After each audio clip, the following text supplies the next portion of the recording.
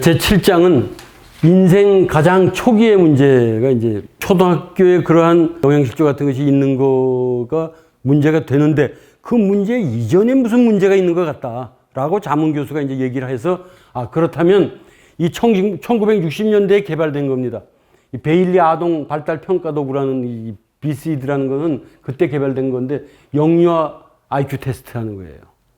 이 영유아 IQ 테스트 이 내용이 이 책에 길게 나와 있는 걸 제가 안 썼습니다만 내용은 어느 나라든지 비슷하답니다. 아이들은 같은 색깔 모으기, 호기심 나는 물건을 뭐로 덮으면 애가 확 치워서 그걸 또 꺼내 보려고 하는 욕심, 뭐 이렇게 따라하기, 뭐 이런 게 다 그 비슷한 현상인데 그런 이제 테스트를 하는 건데 이 테스트에서 실패하면 IQ 90 이하로 떨어질 가능성이 있는 거예요. 그런데 실제로 해보니까 산시가 53%, 허베이가 55%, 윈난이 60%, 베이징, 시안, 정저우, 근교 농촌 출신 이주자 공동체, 그러니까 대도시에 붙어 있는 그 근교 부락들, 그에서도 50%가 나오는 거예요. 실패를 하는 거예요.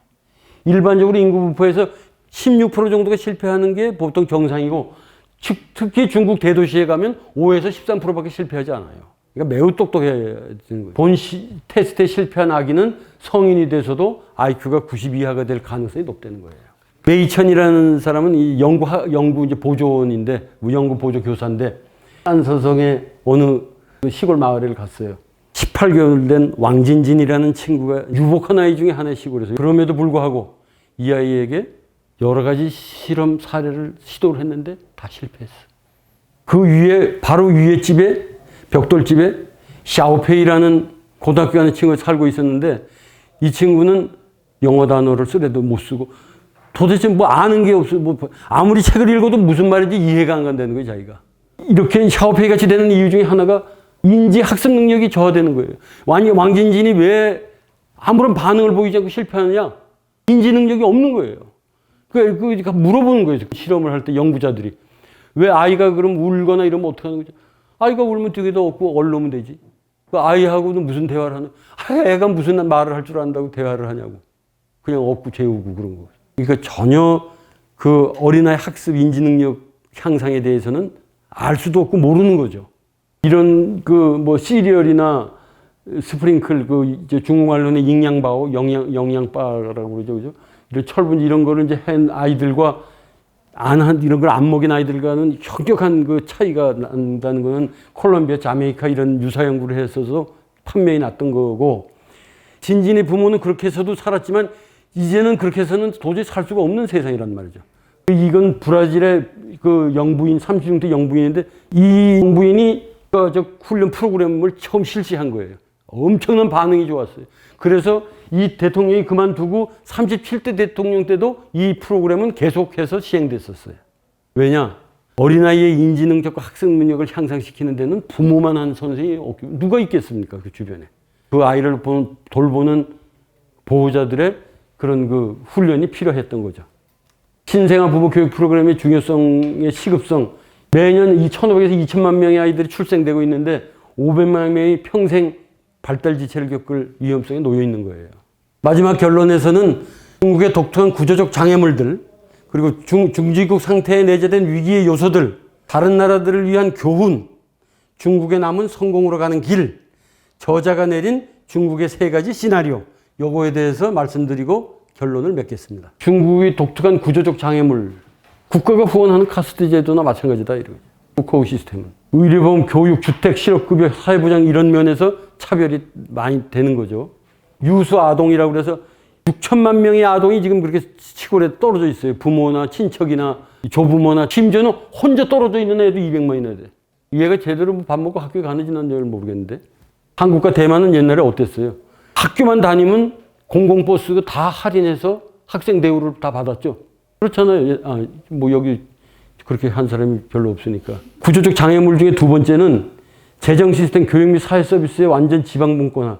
사실은 공산주의 역행을 하고 있는 거거든요. 말로만 해놓고는 교육 및 사회 서비스를 완전히 지방 분권화 시키는 거는 지방이 네가 다 책임지라는 거예요. 교육하고 시키고. 그럼 지방은 어떻습니까? 아까 말씀드린 경제의 외부 효과. 막대한 자금을 투자해서 교육을 시켜놓으니까 그 효과는 대도시에 가서 다 나는 거예요. 나는 교육만 시키고 새처럼 날라보내는 거예요, 전부.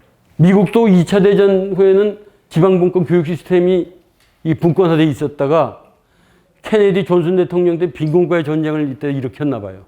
그래서 농촌 교육 자금은 연방정부가 전적으로 지원하기로 이렇게 해서 미국도 고쳤다는 내용이 저자가 쓰고 있어요. 구조적인 요인은 단기적 성장에 과도하게 집중하는 거예요. 그러니까 지방의 영도자들을 어떻게 평가를 하느냐? 성장, 빠른 성장, 더 빠른 성장. 여기에 초점을 두는 거예요. 이런 단기적 성과 보상에 초점을 두고 이 사람들을 진급을 시키고 그러니까 거기에 매달리지 않을 수 없는 거예요. 학교 교육 시켜봐야 표가 안 나잖아요. 그러니까 인적 자본에 대한 이익과 인적 자본에 대한 수요 사이에 시간적 불일치가 생길 수밖에 없는 거죠. 그죠? 인적 자본이 교육을 시켜서 성장을 해서 교육을 받은 사람이 사회에 공헌하는 시기와 내가 지금 인적 자본이 필요해 지금. 고교 졸업생들이 1000만 명이 필요해, 500만 명이 필요해. 이 시기와 일치할 수가 없겠죠. 미리 사전에 그걸 알고 투자하는 나라가 몇이나 되겠습니까?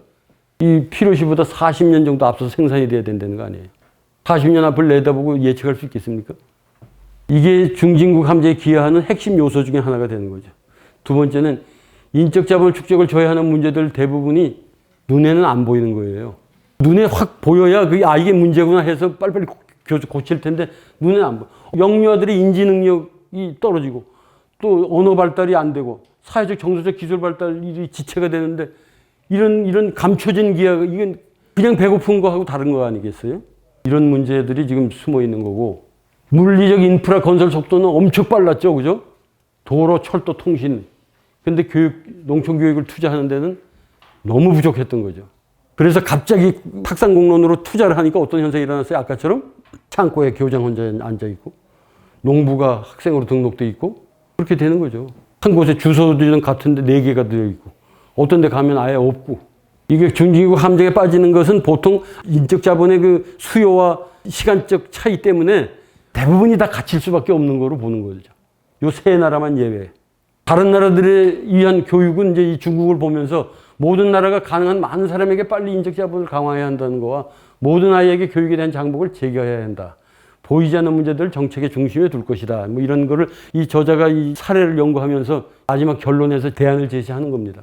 세 번째는 정책적 노력의 타이밍이 더 일찍 시작하지 않으면 이미 중국의 함정에 빠져버린다 이거예요. 그래서 대표적인 정책 권유하는 사례로 인도를 들었어요. 인도가 이제 막 중진국으로 올라 그러는데 이럴 때 다른 데 하지 말고 인적 자본 투자에 좀 역점을 기울였으면 좋겠다 하는 거죠.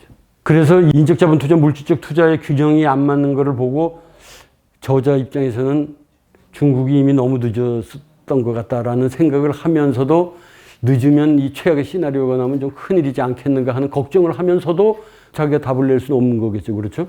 중국에 남은 성공으로 가는 길. 그래서 이 리프팀이 그냥 이렇게 된 게 아니고 30몇 년간 연구한 거를 정책을 26개를 제시했어요. 그래서 23개가 채택이 됐어요. 국가위생계획 생육위원회와 협력해가지고. 낮은 수준의 직업고교도 좀 이제 수준을 좀 높여야 되고 학비 12년간 초중고 무료로 한다는 것도 이제 제시를 했고 인위적 장벽제거는 이제 후코제도, 호구제도 이것도 개선을 해야 되고 이건 쉽지 않을 거예요. 이거 한번 이게 벽이 무너지면 중국에 어떤 현상이 나는지 중국 정치가들은 잘 알고 있거든요. 12년간 초교육 중앙 집권화 1960년대 미국은 성공을 했어요. 이거를. 2차 대전 후에 미국도 지방 분권화였거든요. 세 가지 시나리오를 이제 예측하는 거예요. 이 저자가. 저자는 최선의 시나리오는 중국 정부가 지금까지의 메시지를 이해하고 인적 자본 수준을 과감하게 향상시키는 거라고 보는 거죠. 모든 자원을 투입해서 진학률을 높이고 뭐 이래서 중국의 함정을 피할 수 있게 만들어 보자는 것이 이제 이 사람의 제안이에요. 좀 더 나쁜 시나리오는 보이지 않는 문제를 간과해가지고 심각한 붕괴나 장기 침체 가능성을 50대 50으로 보는 거죠. 재앙적 시나리오로도 이 사람은 하나 예측하고 있어요. 왜냐하면 지금 상황이 너무 안 좋기 때문에 만약에 이렇게 상황 통제가 곤란해지고 이제 브라질이나 멕시코의 그 마킬라도라가 그래 한 거 아닙니까?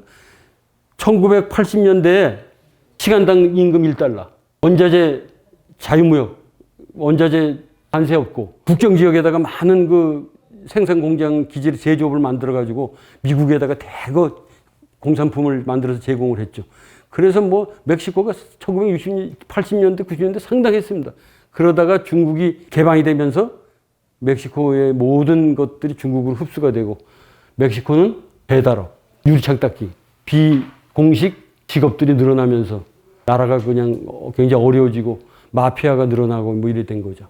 4천만 명의 영예 일자리가 없이 도시를 배회한다. 여러분 잉여 남성이 4천만 명이라고 아까 말씀드렸잖아요. 이 사람들이 그냥 이렇게 일자리도 없이 도시를 배회한다 그러면 밤에 이렇게 뭐 이런 데 길거리 나가기가 쉽겠습니까? 중국이 계속 성장하고 안정을 유지하고 번영하는 것이 우리 모두에겐 최선의 이익인데 우리의 그런 희망대로 될 것인가는 그건 뭐 알 수가 없고 예측컨대 중국의 사회 시스템, 정치 시스템 이런 것들이 변할 수 있으면 다행이겠지만 그것도 뭐 쉬운 게 아니겠죠. 그래서 이제 본인도 뭐 자기도 뭐 내가 틀릴 수도 있다 이렇게 이제 농촌 교육 행동 프로그램 팀은 건강, 영양, 교육, 아이들의 지속적인 교육, 기술과 인적 자본, 천일개 핵이라는 건 아이가 태어나면서부터 1000일 동안 이제 제일 중요하다 이렇게 보는 거죠. 뭐 이런 거를 정책 브리핑을 27개를 했는데 23개가 정책으로 채택이 됐다는 거죠. 제가 그 두 번째 강의한 쿠데타, 대재앙, 정보 권력, 그 데이비드 런시먼이 말한 마지막 단원에 중국은 실용주의적 독재라고 말했어요. 2022년 1월 말 장쑤성 쉬조 펑현 마을의 동영상을 여러분 보신 적 있습니까? 여자가 쇠사슬에 엄마가 쇠사슬에 묶여 있어. 그리고 8아이를 출산했어요. 이게 세상을 발칵 뒤집혔다고 했대요, 이거. 이게 현실이에요. 22년 작년 아닙니까? 미 하원이 2023년 금년 2월에 뭘 했냐? 사회주의 공포 규탄 결의안을 냈어요. 레닌, 스탈린, 마오쩌둥, 카스트로, 폴포트, 김정일, 김정은, 마두로 이 사람들에 의해서 1억 명 이상의 기아와 대량 학살을 당했다. 엊그제가 4.19였어요. 현직 대통령이 뭐 그럽디다. 피와 땀으로 일군 이 민주주의를 사기꾼한테 넘겨줄 수는 없지 않냐. 우리가 모두 다 이런 거를 되새기고 다시 한번 자신의 앞길과 병행해서 느껴야 될 중요한 대목이라고 저는 생각합니다. 오늘 강의 여기서 마치겠습니다.